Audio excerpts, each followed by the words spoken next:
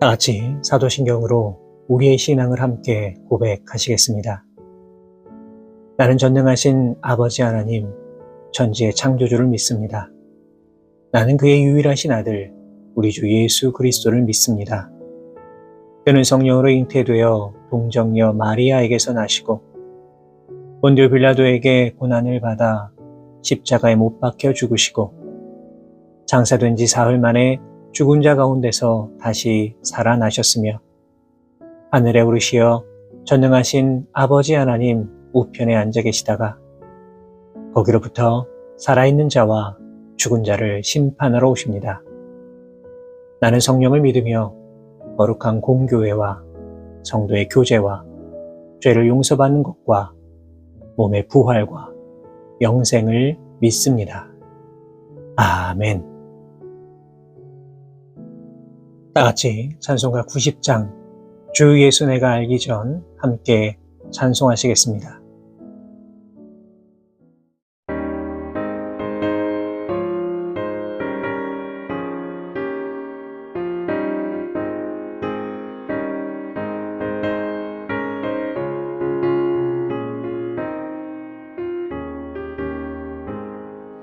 주 예수 내가 알기 전 날 먼저 사랑했네.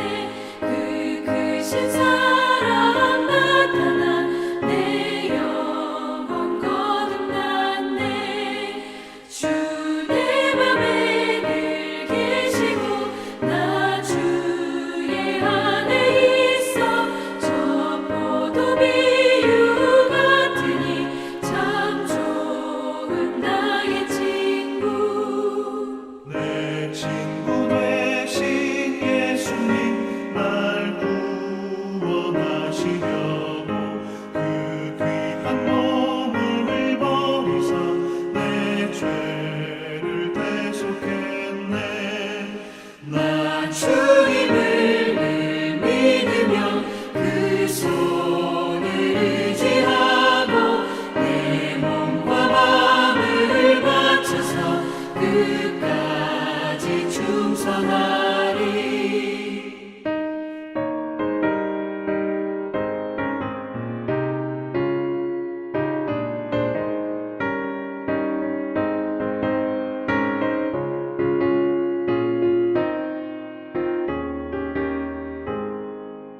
내 진실하신 친구여 그 은혜 내려주사 날 항상 보호하시고 내 방패 되옵소서. 그 풍성한 참 사랑을 믿음이 끊을 소냐. 날 구원하신 예수는 참 좋은 나의 친구.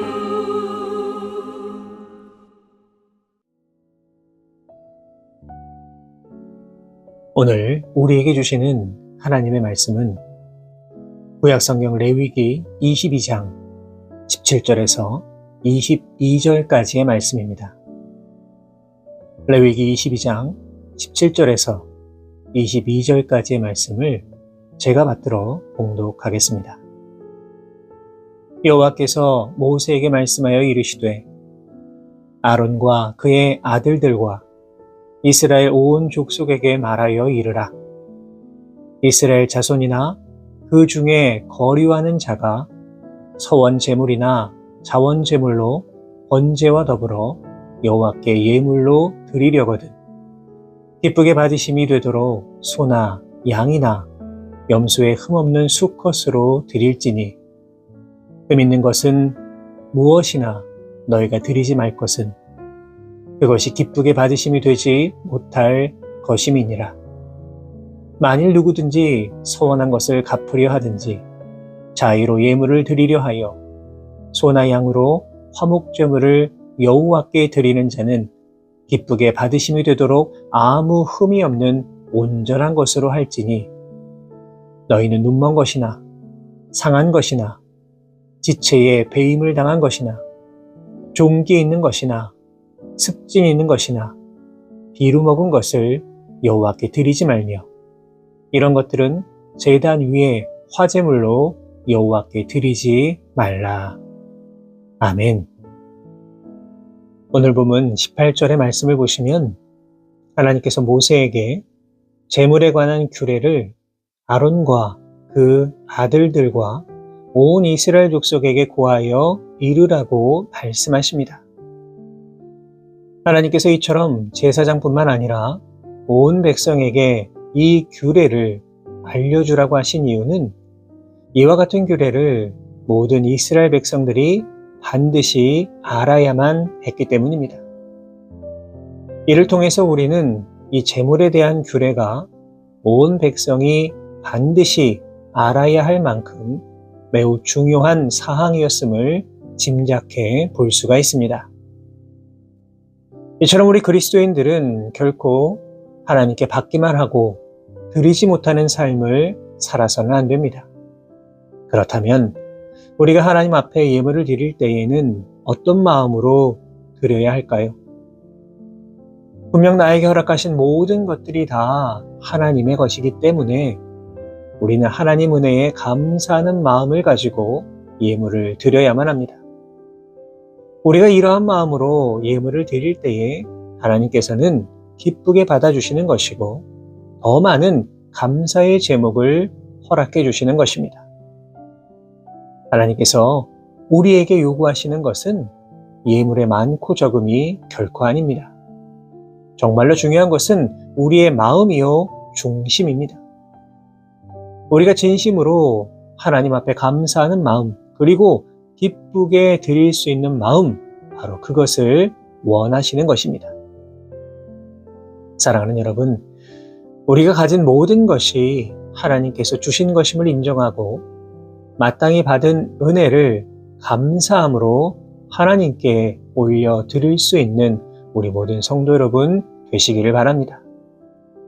마치 아무것도 받지 않은 사람처럼 하나님 앞에서 더 달라고 떼를 쓰는 인생이 아니라, 그래서 나에게 주신 은혜도 하나도 누리지 못하고 감사할 줄 모르는 그런 인생이 아니라 하나님께서 나에게 주신 모든 것들을 하나하나 헤아려 보며 이 모든 것이 오직 하나님의 은혜임을 기억하여서 하나님 앞에 더 기쁨으로 드릴 수 있는 거룩한 인생들 되시기 바랍니다.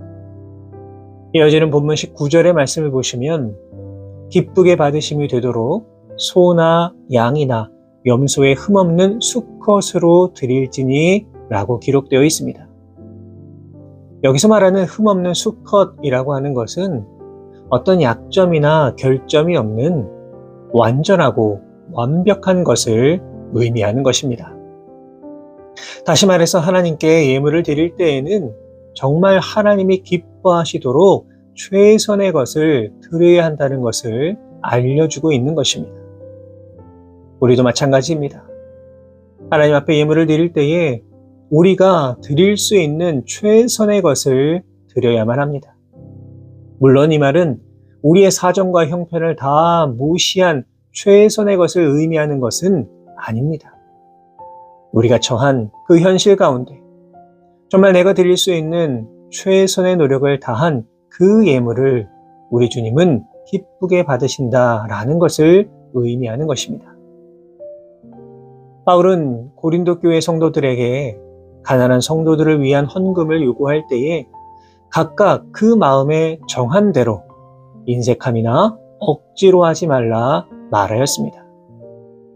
다시 말해서 우리가 예물을 드릴 때에 충분히 더 드릴 수 있음에도 불구하고 인색한 마음으로 한다던가, 또는 자신의 형편과 처지를 고려하지도 아니하고 억지로 많은 헌금을 드리기 위해 노력해서는 안 된다는 것입니다. 만약에 우리가 이러한 마음으로 예물을 드린다면 하나님은 이런 예물은 결코 기쁘게 받지 않으신다는 사실을 우리는 기억해야만 합니다. 그렇기 때문에 우리는 예물을 드림에 있어서 인색함으로 혹은 자만한 마음으로 드려서는 안 됩니다. 늘 기쁜 마음으로, 자원하는 마음으로, 그리고 내가 가진 것 중에서 예물을 드리되 최선을 다하여서 하나님께 드린다는 그 마음으로 예물을 드려야만 합니다. 바로 이러한 예물이 하나님을 기쁘시게 하는 것이고 하나님이 받으시는 거룩한 예물이 됨을 우리는 기억해야만 합니다. 무엇보다 우리는 흠 있는 예물을 드려서는 안 됩니다. 본문 20절을 보시면 흠 있는 것은 무엇이나 너희가 드리지 말 것은 그것이 기쁘게 받으심이 되지 못할 것임이니라 라고 분명하게 기록되어 있습니다. 흠 있는 것이 무엇을 의미하는 것입니까? 본문 22절의 말씀처럼 병에 걸렸거나 혹은 기형적인 짐승 혹은 걷지 못하거나 정상적으로 생활하지 못하는 그런 동물을 의미하는 것입니다. 오늘날도 마찬가지입니다. 우리가 하나님께 드리는 예물은 결코 흠 있는 것이 되어서는 안 됩니다. 우리가 드리는 예물이 정상적이지 못한 것이라고 한다면 하나님은 결코 그 예물을 기쁘게 받으시지 않습니다. 만약 하나님께 드리는 예물이 정당한 방법으로 취한 재물에서 나온 것이 아니라 부정한 방법으로 취득한 것이라면 그 예물이 아무리 많다고 하더라도 그것은 하나님이 받으시는 예물이 될 수 없는 것입니다. 하나님은 결코 많은 예물을 기뻐하시는 분이 아닙니다. 하나님께서는 우리의 거룩하고 성실한 삶과 진실한 믿음의 증거로서 드려지는 그 예물을 더 기쁘게 받으신다는 것을 우리는 기억해야만 합니다. 그렇기 때문에 예수님께서는 부자의 많은 헌금보다 과부가 드리는 그 2렙돈의 헌금을 더 귀하게 여겨주셨던 것입니다. 사랑하는 여러분, 하나님이 기쁘게 받으시는 예물을 드리기 위해 힘써 노력하는 삶 되시기 바랍니다. 이를 위하여서 우리는 우리 삶의 자세를 늘 점검해야만 합니다. 혹시라도 우리가 하나님 앞에서 부끄러운 일을 하고 있다면 그 일을 버려야만 합니다. 우리가 정직하지 못한 일에 마음을 빼앗기고 있다면 거기에서 마음을 돌이켜야만 합니다. 적어도 우리 그리스도인들은 하나님과 사람들 앞에 부끄럽지 않은 정직한 일을 하기 위하여 노력해야만 합니다. 레위기 본문 21절을 보시면 하나님께서 화목제물을 기쁘게 받으시기 위해서는 이러한 흠없는 온전한 예물을 드려야 함을 강조하고 있습니다. 본문 21절의 말씀입니다. 만일 누구든지 서원한 것을 갚으려 하든지 자의로 예물을 드리려 하여 소나 양으로 화목제물을 여호와께 드리는 자는 기쁘게 받으심이 되도록 아무 흠이 없는 온전한 것으로 할지니. 하나님께서 이처럼 화목제의 제물로 아무 흠이 없는 온전한 짐승을 요구하신 것은 흠이 있는 짐승은 완전하신 하나님의 거룩성에 위배되기 때문입니다. 다시 말해서 하나님께서는 완전한 분이시고 거룩한 분이기 때문에 흠이 있거나 부정한 짐승은 제물로 연락되지 못한다는 것입니다. 바로 이와 같은 이유로 아무런 흠도 없고 죄도 없으신 예수님께서 우리를 위한 영원한 화목제물이 되실 수 있었던 것입니다. 인간 가운데서 예수님 외에는 그 누구도 하나님께서 요구하시는 그 완전한 거룩함을 만족시킬 수 없기 때문에 오직 예수님만이 모든 인류를 대신할 화목제물이 되셔서 십자가에 못 박혀 죽으셔야만 했던 것입니다. 만약 예수님께서 흠이 많고 죄 많은 우리와 똑같은 그런 인간의 본성만을 가지고 계셨다면 하나님께서는 예수님을 모든 인류를 향한 화목제물로 결코 받지 않으셨을 것입니다. 사랑하는 성도 여러분, 아무런 죄 없으신 예수 그리스도께서 온전한 화목제물이 되셔서 하나님과 우리의 어그러진 관계를 다시 회복시켜 주시고 하나님과 우리를 다시 화목하게 만들어 주셨음을 기억하시기 바랍니다. 예수님의 보배로운 보혈의 피 외에는 그 무엇으로도 우리를 하나님과 화목하게 해줄 수는 없습니다. 베드로는 베드로전서 1장 19절의 말씀을 통해 오직 흠없고 점없는 어린 양 같은 그리스도의 보배로운 피로 된 것이니라 라고 분명히 말하였습니다. 그렇습니다. 우리는 죄와 허물이 많은 죄인입니다. 그러나 예수 그리스도의 그 보혈의 공로로 말미암아 우리는 은혜를 입게 되었고 하나님과 다시 화목을 누리게 되었음을 기억하시기 바랍니다. 오늘 하루 이 땅을 살아가시면서 우리가 어떻게 해야 하나님이 기뻐하시는 예물을 드릴 수 있을지 돌아보시고 주님께서 우리의 삶 가운데 베풀어 주시는 그 놀라운 은혜와 복을 받아 누리며 살아가실 수 있는 귀하고 복된 인생 되시기를 주님의 이름으로 축원합니다. 기도하겠습니다. 사랑과 은혜가 풍성하신 하나님 아버지, 우리를 사랑하셔서 오늘도 소중한 새날 허락하여 주시고 주님의 은혜로 말미암아 이 땅을 살아갈 수 있도록 인도하여 주심에 감사를 드립니다. 사랑의 하나님, 주신 말씀을 통하여서 흠없는 예물을 드리는 것이 얼마나 중요한지 깨닫게 하여 주심에 감사를 드립니다. 오직 주님께서 기쁘게 받으실 수 있는 예물 드릴 수 있도록 인도하여 주시고 억지로 하거나 인색함으로 드리지 아니할 수 있도록 언제나 우리들의 마음을 주장하여 주옵소서. 아무런 죄 없으신 예수님께서 우리를 위하여 화목제물이 되어주심으로 하나님과의 관계가 온전히 회복된 것처럼 언제나 예수님 바라보고 믿고 의지하며 나아감으로 말미암아 하나님과 화목한 삶을 살아갈 수 있는 우리 모두가 되게 하여 주옵소서.